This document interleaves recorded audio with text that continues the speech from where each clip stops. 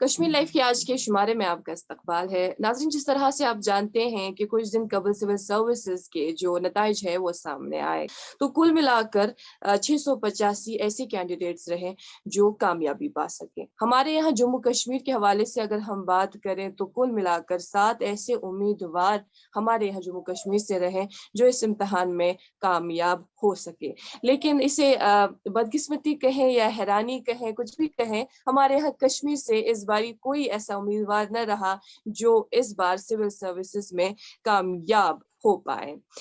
خیر ناظرین محترم، چونکہ جموں سے ہی مختلف اضلاع جو ہے جموں کے، وہاں سے کئی سارے 7 امیدوار کامیابی پا سکے۔ ہمارے ساتھ ایک ایسے ہی جواں سال امیدوار جنہوں نے اس امتحان میں کامیابی پائی، ہمارے ساتھ اس سیشن میں جڑے ہیں انجیت سنگھ۔ انجیت، آپ کا بہت بہت استقبال۔ جی شکریہ شکریہ۔ جی، ڈوڈا علاقے سے آپ کا تعلق ہے اور آپ نے اس امتحان میں کامیابی پائی، آپ کو بہت بہت مبارکباد۔ Thank you thank you. جی اچھا، ہمیں سب سے پہلے آپ کے بارے میں جاننا چاہیں گے کہ انجیت جو ہے، یوں تو ہم نے کہا کہ دوڈا علاقے سے ہیں آپ، لیکن دوڈا کس علاقے سے آپ تعلق رکھتے ہیں اور تعلیم و تربیت کا کیا معاملہ رہا؟ میرا جو بیسک میں ایک گاؤں سے آتا ہوں، وہاں پہ ایک گاؤں ہے، کہرا تحصیل آتی ہے ہماری۔ اس گاؤں کا نام ناگنی آپ کے درشک جانتی ہیں یا نہیں، بٹ ڈوڈا میں گاؤں ہے، ناگنی ہے، تحصیل کہرا کا پارٹ ہے، اور ہم چناب ویلی سے ہیں۔ اور تعلیم کروں اگر میں، تو میری جو بیسک جو ایجوکیشن ہوئی ہے اپ ٹو پرائمری، وہ میرے گاؤں میں ہی ہوئی ہے۔ لائک میرا جو گاؤں میں اسکول تھا، گورنمنٹ اسکول مڈل اسکول ناگنی ہے، وہ مڈل اسکول ہو چکا ہے۔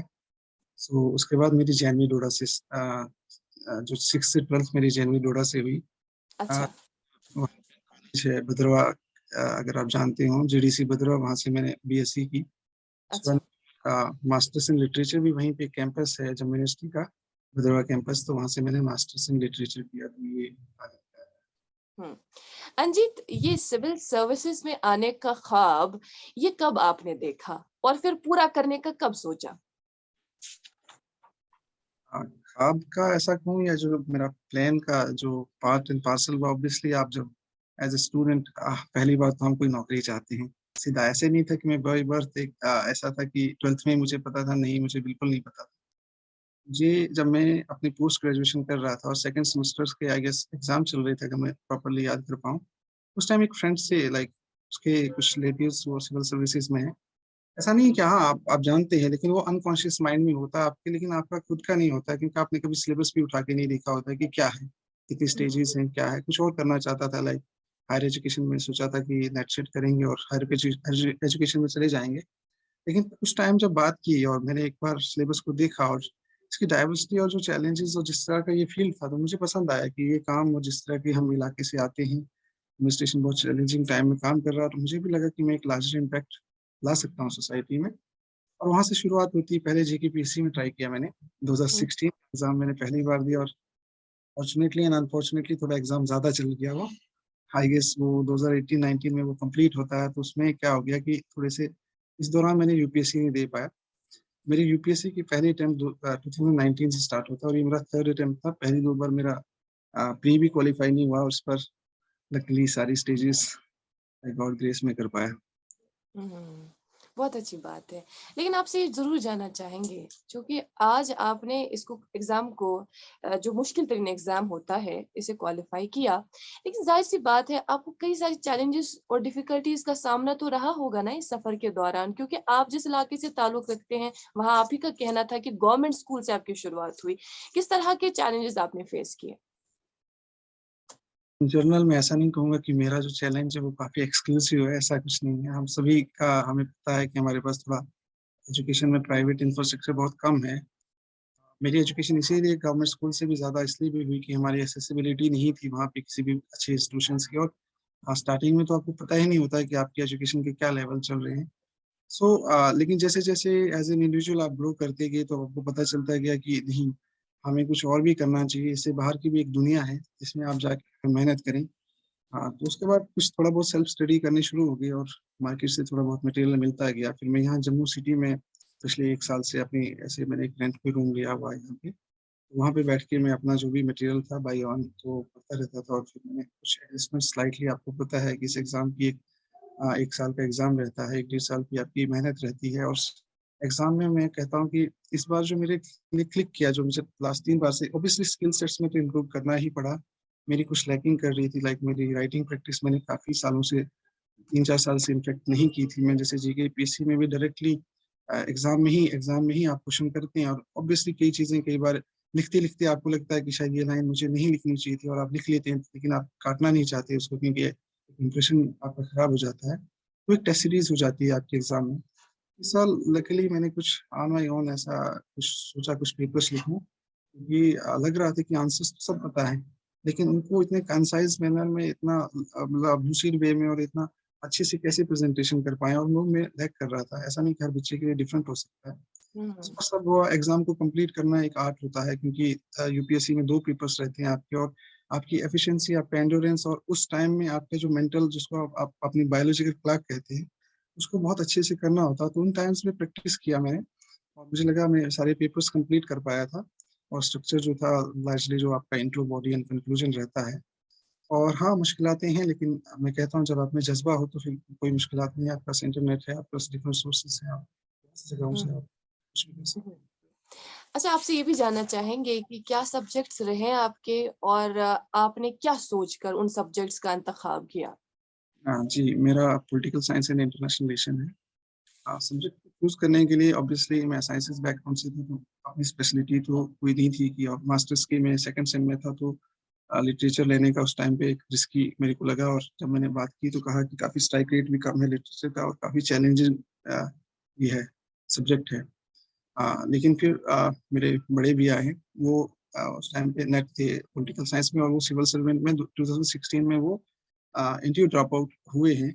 सो उन्हें एक बार पहले भी एग्ज़ाम दिया था, आई गेस उससे पहले बैच में, तो वो जानते थे सिविल सर्विसेज़ में क्या रहता है। तो उन्होंने कहा कि आपको कौन से सब्जेक्ट्स चूज़ करने हैं, तो मैंने 2 आपने शॉर्ट लिस्टिंग, एक पब्लिक एडमिनिस्ट्रेशन और पीएसआईआर। सो उनसे बात की, तो उन्होंने कहा कि देखिए, इसमें मैं आपको आपको गाइड भी कर सकता हूँ, कुछ मेरे पास मटेरियल है वो आप चेक भी कर सकते हैं। लेकिन पब्लिक एडमिनिस्ट्रेशन में आपका साथ उतना नहीं दे पाऊँगा जितना मैं आपका साथ यहाँ दे सकता हूँ। आप हुँ, ट्राई हुँ। करें, क्या अच्छा लगता है। और मैं स्टार्टिंग के दौर में मुझे आईआर में और इंडियन पॉलिटी में काफ़ी इंटरेस्ट जाग गया, और आपका इंटरेस्ट, अब मैं अगर मुझे बात करनी हो आज, अगर आपको चूज़ करना है, ऐसा नहीं कि आप दिखा कि इस साल टॉपर कौन हुआ, या जैसे मैं बात कर रहा हूँ पीएसआईआर, तो आपने कहा कि नहीं मैं पीएसआईआर ले लेता हूँ। देखिए, अच्छा। सभी सब्जेक्ट से बच्चे होते हैं। 3-4 चीज़ों का मुझे लगता है ध्यान रखना बड़ा इम्पोर्टेंट है, कि आपका इंटरेस्ट किस सब्जेक्ट में है, उसका मटेरियल अच्छा है मार्केट में या नहीं है। आपका उसके बाद गाइडेंस आपके, अगर कोई, चाहे आप किसी मेंटर से बात करते हैं, आपकी लोकेलिटी में कोई सिविल सर्वेंट है, या कोई आपके प्रोफ़ेसर है, या कोई भी आपके टीचर हैं, इन 3-4 चीज़ों का ध्यान रखें, और ऐसे ही नहीं कि जंप नहीं कर जाना है एकदम से, क्योंकि ऑप्शनल सब्जेक्ट बहुत ही एक ट्रिकी रहता है आपके ओवरऑल सिलेक्शन या आपके मेरिट में, मुझे लगता है। हुँ, हुँ। जी। जिस तरह से आपने अभी फरमाया कि सेल्फ स्टडी इज़ बहुत बहुत ज़्यादा इम्पोर्टेंट है, मोस्ट इम्पोर्टेंट थिंग जब हम इस पे पढ़ते हैं कंटिन्यूअसली हमें 1-2 साल इसके साथ देने पड़ते हैं। आपने कोचिंग वगैरह कहीं नहीं की? नहीं, मेरे कोचिंग थोड़ा-सा कुछ हालात, अ, मैंने इस तरह का कभी एक बार सोचा था, लेकिन उस टाइम मैं कर नहीं पाया, और बाद में मैं कंफर्टेबल हो गया कि ऐसा नहीं है कि सिर्फ़ कोचिंग से ही एग्ज़ाम किया जाता है। मुझे कभी भी एक बार भी ये शक नहीं हुआ अपने आप पे कि मैं कोचिंग के बिना नहीं कर सकता हूँ, ज़रूरत नहीं पड़ी मुझे। ये मैं इसलिए नहीं बोल रहा हूँ कि आज मैं उस लाइन के उस पार हूँ, तो इसलिए कि बच्चों को, आपकी एक अपनी ये इंडिविजुअल की चॉइस होती है। अगर आप कंफर्टेबल हैं, आपको लगता है, क्योंकि अगर आप 2 टॉपिक पढ़ रहे हैं, ऐसा नहीं कि आप 2 टॉपिक्स में से पूरे के पूरे 2 ही पढ़ेंगे। आपको चंद चीज़ों में मुझे लगता है मुश्किलात आती है। जहाँ मुश्किलात आती है, आपके पास यूट्यूब है, डिफरेंट इंटरनेट, आपके पास रिसोर्सेज़ हैं, मार्केट में आपके पास रिसोर्स बहुत ही अवेलेबल है। हाँ, लेकिन जिसके पास ज़रूरत है, जिसके पास रिसोर्स है, वो अपनी कोचिंग कर सकता है, जिसके पास नहीं है, उसको भी दुखी होने की ज़रूरत नहीं है। आप सेल्फ स्टडी से भी कर सकते हैं, और हुँ, हुँ। अमूमन हम अक्सर सुनते हैं ना, कई सारे एस्पायरेंट्स होंगे हमारे यहाँ जम्मू कश्मीर से जो चाहते हैं कि हम इसी फ़ील्ड में जाएँ। इसको एज करियर हम ऑप्ट करें। लेकिन फिर जब बारी आती है मेहनत करने की, तो वो क्या करते हैं, वो पूरी तरह से प्लान नहीं किया होता है, मैनेज्ड नहीं होता है। क्या करते हैं, जब ग्रेजुएशन के 3 साल होते हैं उसमें वो सब्जेक्ट रिलेटेड तो पढ़ लेते हैं, लेकिन फिर सोचते हैं कि यही हमें आगे काम आने वाला है। लेकिन कई सारे ये भी मानते हैं कि उसके बाद हमें 1-2 साल देने चाहिए पूरी तरह से पढ़ाई के लिए, फिर हमें ये एग्जाम के लिए ना अपियर होना चाहिए। ये किस हद तक सही है? मैं जहाँ तक समझ पाता हूँ इस चीज़ को, देखिए फॉर्चुनेटली अनफॉर्चुनेटली हर कोई इतना अवेयर नहीं रहता है। मैंने पहली बार यूपीएससी या सिविल सर्विसेज को 2016 में सुना। सो हम ऐसा नहीं कि इसमें मेरी पर्सनल भी इग्नोरेंस है, लेकिन क्योंकि चूंकि इलाके इस तरह के दूर दराज के भी हैं जहाँ अभी भी शायद आपको चलिए बेटर सिग्नल है, कहीं पे लाइट भी नहीं पहुंच पाती है। कुछ बच्चे सिटीज में रहते हैं लेकिन मोस्टली हमारा रूरलाइज्ड एरिया है, और बच्चे हम्म काफी हार्डशिप्स में, जिसको हम कहते हैं कि लर्न बाय स्ट्रीट, बच्चे खुद से एक एफर्ट्स लेते हैं। कभी कोई सिविल सर्विस देखा नहीं होता है, और हम्म मार्केट में आते हैं, मतलब पोस्ट ग्रेजुएशन में आते हैं तो उनके किसी रिश्तेदार से या किसी से सुन लेते हैं कि ये कोई फील्ड है। वो जो ग्रोथ है वो बहुत ऑर्गेनिक होती है और थोड़ा सा स्लो हो जाती है इसमें। लेकिन अब इंटरनेट काफी ज्यादा है, और मैं कहता हूँ कि इंटरनेट ने एक रेवोल्यूशन लाया कि आज आप एक चौथी या पांचवी के बच्चे से भी पूछते हैं तो उसको भी सिविल सर्विसेज का पता है और वो भी करना चाहता है। बात रही कि तैयारी में क्या है, कंसिस्टेंसी एंड डिसिप्लिन तो बहुत इंपॉर्टेंट है। अब मैं ये नहीं कहूंगा कि पढ़ना कितना, वो पढ़ना है आपको, इसमें कोई शक नहीं है। जो सिलेबस है उसकी बहुत अच्छे से आपने प्रिपरेशन करनी है। हाँ, गलतियां होती हैं, लेकिन क्या है कि गलतियों से सीखने का भी एक मौका देती है सिविल सर्विसेज। वो लकी हैं जो पहले अटेम्प्ट में होते हैं। लेकिन फिर आप जैसे जैसे, मेरे लगता है कि जो सफर आज अगर मैं पीछे देखता हूँ तो मुझे खुशी है इस बात की कि जो मैंने स्ट्रगल किया था, जो मैंने कुछ कभी कभी आप अपने मन से बातें करते हैं कि एक दिन जरूर होगा। अगर मेरे स्किल सेट्स मुझ में हैं और मैं इम्प्रूव कर रहा हूँ day by day as an individual, तो डेफिनेटली होगा। और ऐसे ही आप भी कोशिश करें, देखें कहाँ पे गलती हो रही है। आपके ऑप्शनल में गलती है, आपके जनरल स्टडीज में गलती है, आपका ऐसे पेपर अच्छा नहीं जा रहा है, या ओवरऑल थोड़ा डिसिप्लिन लैक कर रहा है। डिसिप्लिन, कंसिस्टेंसी और पेशेंस रखिए, बहुत इंपॉर्टेंट है। अपनी हेल्थ का ध्यान रखिए और थोड़ा सा क्वालिटी टाइम 7-8 घंटे का निकालिए, डेफिनेटली अच्छे से आप कर पाएंगे। आज तो आपने क्वालिफाई कर लिया ये एग्जाम, लेकिन इससे पहले नहीं कर पाए, तब कहीं जहन में ये ख्याल तो नहीं आया कि इसको छोड़ देते हैं, कोई सेकंड ऑप्शन देख लेते हैं, ट्राई नहीं करते? इसलिए सेकंड ऑप्शन हमेशा जिंदगी में रहता है, और आप बहुत रिस्की है क्योंकि जॉब सिक्योरिटी भी आज के यूथ की और बहुत इंपॉर्टेंट होता है, कि क्योंकि फाइनेंशियल हालत इतनी अच्छी नहीं होती है कि वो बहुत ज़्यादा रिस्की। देखिए, मैं पर्सनल बात करूँ, डेफिनेटली मैं ऐसा दिखता था कि अभी मेरे पास में ये कुछ इस तरह से टारगेट्स लिए थे, मुझे एक बार भी शक नहीं हुआ कि मैं एक दिन ये नहीं एग्जाम करूंगा। ये इसलिए नहीं था कि मैं ओवर कॉन्फिडेंट था, इसलिए था कि काफी क्लोज कॉल्स जा रही थी लास्ट एग्जाम्स में। बहुत पास पहुंच के कुछ छोटी सी माइनर एरर हो रहा था जो डिसिप्लिन का पार्ट था। या कभी कभी मैं जैसे थोड़ा सा इम्पेशेंट रहा, पहले दो इम्पेशेंट इन द सेंस ये था कि एग्जाम को बहुत ज्यादा अपने सिर में ले लिया था मैंने, कि एग्जाम हॉल से मैं एंट्रिंग करता था मेंस में तो मुझे इतना प्रेशर होता था कि पता नहीं क्या क्वेश्चन आ जाएगा, मैं डिलीवर कर पाऊंगा या नहीं। देखिए, एग्जाम तो है, प्रेशर भी है, इसमें कोई नहीं, लेकिन अगर आप कूल मेंटल, जो आपका पीस माइंड की नहीं रहेगी, तो एफिशिएंसी तो आपकी गिरेगी। इस साल सबसे कम टाइम था हमारे को मेंस के लिए, लाइक 2 महीने 10 दिन का टाइम था, 10 दिन रिजल्ट में निकल गए। तो उस 1-2 महीने में मैंने कहा सबके लिए एक एक जैसा टाइम है, कोविड के चैलेंजेस हैं, लेकिन सभी बच्चे एक ही इक्वली उस पे होते हैं। थोड़ा सा काम रहे, थोड़ा सा बेटर अपनी स्किल्स को किया। और डेफिनेटली अगर देखिए, ये आज भी लकी हूँ कि मैं उस स्टेज पे अभी पास आउट नहीं भी होते तो फिर से आपने किताबें खोल ली थी और फिर से 5 एग्जाम है, और एग्जाम देते और देखते क्या बनता है। लेकिन हाँ, आपको तैयारी करनी है और करते रहें, लगे रहें, जहाँ जहाँ प्रॉब्लम्स है उनको सॉल्व करें। बिल्कुल सही कहना है आपका कि जब एक इंसान ने कोई गोल रखा होता है ज़हन में, उसको अचीव करने के लिए फिर पुरज़ोर कोशिश करनी पड़ती है उसे, तब जाके वो गोल उसे हासिल होता है एक ना एक दिन। आपसे ये भी जानने की कोशिश करेंगे, प्रिलिमिनरी का सफ़र हो गया, उसके बाद मेंस है वो भी हो गया, लेकिन उसके बाद आता है इंटरव्यू। आपका इंटरव्यू कैसा रहा और किस तरह के सवालात रहे? हाँ, ये थोड़ा सा पर्सनल है। यहाँ पे मेरा इंटरव्यू का स्कोर अच्छा नहीं रहा जो मैं एक्सपेक्ट कर रहा था, क्योंकि मार्क्स काफी अच्छे गए थे, तो एक्सपेक्टेड रहा था 180-90 का एक्सपेक्ट कर रहा था, लेकिन आई गॉट 149, और उसकी वजह से थोड़ा रैंक भी ऊपर चले गया। अच्छा। अदरवाइज मैं होप कर रहा था कि शायद आईएएस में मिल जाता। चलिए, ये बात मैं यहाँ पे इसमें सीरियस नहीं है। By God okay. ग्रेस, ये ifs and buts as an individual आप में रहते हैं। पहले आपकी सिलेक्शन का होता है, फिर कार्डर का हो जाता है, फिर कहते हैं कि कहीं डिस्ट्रिक्ट के आसपास, ये चलती रहे इंसान। لیکن میں کہتا ہوں انٹرویو میں میں نے سیکھا کہ اس ایگزام میں اوورآل ڈفرینٹ اسکل سیٹس ہیں.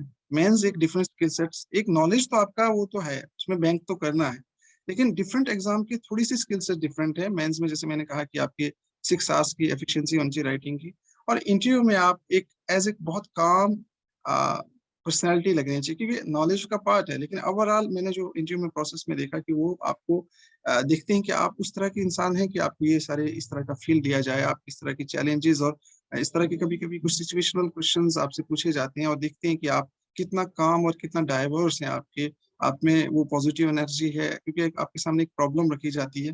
کیا آپ پرابلمس کو اور زیادہ الجھانے کی کوشش کرتے ہیں, یا آپ آپٹیمسٹک ہیں کہ نہیں ہم یہ پرابلم کو سالو, ہاں ہے, ہم ایگری کرتے ہیں کہ ہم پرابلم ہے اور سب کو دکھ رہی ہے, لیکن آپ کے آنسر میں یہ بھی ہونا چاہیے کہ ہم اس پرابلم کو کیسے سالو کرتے ہیں, کیونکہ آپ گراؤنڈ میں جا کے پرابلم کو سالو کرنے والے, نہ کہ آپ ایک اکیڈمیشینس کی طرح یا ڈسکس کرنے والے ہیں کہ اس کے فردر کیا فالو آؤٹ ہو سکتے ہیں. یہ سارا سفر تو ہو گیا, جب آپ پیچھے دیکھتے ہیں کیا نظر آتا ہے؟ کیونکہ سب سے مجھے ایسا لگتا ہے کہ اس بار پریلیمز ہے, تو اوبیسلی میں تھوڑا سا یہ ہے کہ اس بار پریلیمز میں نہیں بیٹھنا. فرسٹ جو سیٹسفیکشن یہ ہے, لارجلی یہ ہے کہ ود ایج تھوڑا سا میچور ہو جاتے ہیں کہ یہ بھی آپ کا لائف کا پارٹ ہے. ڈیفینیٹلی ایک سیٹسفیکشن ہے. ابھی میرے جو مدر فادر ہیں, ڈیفینیٹلی ان کی آنکھوں میں وہ جو خوشی دیکھی, اور جو آپ کے علاقے میں آپ کے چاہنے والے جو بھی آپ کے ہوتے ہیں, جب آپ ان کی آنکھوں میں وہ خوشی دیکھتے ہیں تو آپ ویسے ہی خوش ہوتے ہیں. دیکھیے پیچھے کا سفر, اس لیے میں ہمیشہ کہتا تھا کہ وہ میرا, چاہے میں کچھ بنا نہیں بنا, وہ میرا ٹریجر ہے, وہ کہیں نہ کہیں مجھے ہیلپ کرے گا. اور وہ جب آپ رات میں کبھی کبھی 12 بجے آپ خود سے بات کرتے ہیں کہ کیا اس بار ہوگا یا نہیں ہوگا. ابھی پرسوں کی بات ہے, جب رزلٹ آنے والا تھا تو اوبیسلی میں یہ سوچ رہا تھا کیا لسٹ میں نام آئے گا یا پھر سے 5 کو ایگزام میں بیٹھنا ہے. تو یہ ایک انسرٹنیٹی آپ میں بنی رہے گی, اور پیچھے کا سپنا لگتا ہے. ابھی مجھے ایسا نہیں لگ رہا ہے کہ میں ہوا ہے یا نہیں ہوا, کیونکہ وہی ہے, ویسے ہی آپ کا وہی کھانا چل رہا ہے, وہی سونا چل رہا ہے, وہی آپ دوستوں سے بات کر رہے ہیں. لیکن لوگ جو آپ میں پیار دکھاتے ہیں, اس سے بہت خوشی ملتی ہے آپ کو کہ نہیں آپ نے سیریسلی کچھ اچیو کیا ہے. آپ کے انٹرسٹ میں کون سا ایسا ڈپارٹمنٹ ہے جہاں آپ سرو کرنا چاہتے ہیں؟ فیلڈس تو سبھی اچھے ہیں, ایسا نہیں ہے کہ کوئی ایک سروس یا ود ڈیو ریسپیکٹ, لیکن اوبیسلی جب آپ یہ جاب چوز کرتے ہیں تو آپ کو یا تو کسی کو پولیس سروسز ہوتا ہے, اور کسی کو انڈین ایڈمنسٹریٹو یا انڈین فارن سروسز, اور پھر بہت ساری گروپ اے کی سروسز ہیں. لیکن میرا پرسنل چوائس تھا کہ میں, اگر مجھے اسٹارٹنگ کی جیسے میری جو چوائس تھی آئی اے ایس یا آئی پی ایس میں مل جائے تو میں ایکولی تھا کہ میں دونوں کو سرو کرنے کے لیے زیادہ, لیکن کچھ بھی مل جاتا تو آپ کو کام کرنا ہے, کوئی بھی مل جائے, ایسا تھا. اس بار جو بھی رینک رہی آپ کی, آگے کوشش کریں گے کہ اس رینک کو امپروو کریں یا اتنا کافی ہے؟ نہیں, definitely as a civil servant آپ ہمیشہ چاہتے ہیں کہ آپ کی رینک تھوڑا اور امپروو ہو. ڈیفینیٹلی تھوڑا اس بار پریپریشنس کیا ہے کہ ابھی 4-5 دن کا ٹائم ہے, بیچ میں تھوڑا سا میرا انٹرویو جو تھا 6 مئی کو تھا, پھر میں ٹریولنگ میں, آپ نے میڈیکل وغیرہ, تو زیادہ پریپریشن اتنا ہے نہیں, لیکن اچھے سے کوشش کریں گے, اور کوشش کریں گے تھوڑا اگر امپروو ہو جائے رینک تو اس میں کوئی بری بات نہیں. جی رنجیت, بہت بہت شکریہ, آل دا بیسٹ آگے آنے والے فیوچر کے لیے. بہت بہت شکریہ. Thank you so much for being with us in today's session. Thanks a lot. Thank you so much.